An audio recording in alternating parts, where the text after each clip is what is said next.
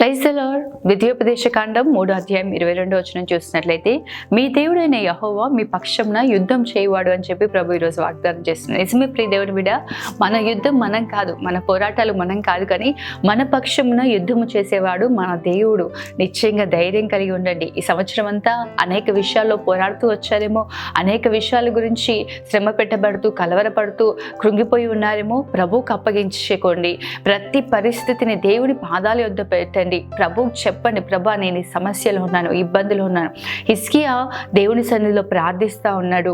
నిశ్చయముగా హిజ్కియా ప్రార్థన విన్న దేవుడు అష్షూరు రాజు సైన్యం అంతటిని కూడా ఒకే రాత్రి తన దూతను పంపించి ఆ సైన్యం అంతటిని కూడా దేవుడు హతమార్చాడు. ప్రార్థన ఘనమైన కార్యాలు జరిగిస్తుంది.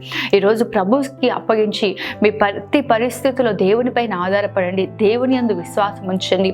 మీరు యుద్ధము చేయనవసరం లేదు, కానీ మీ దేవుడైన యెహోవాయే మీ పక్షంలో యుద్ధం చేస్తాడు. ఆమేన్. God bless you.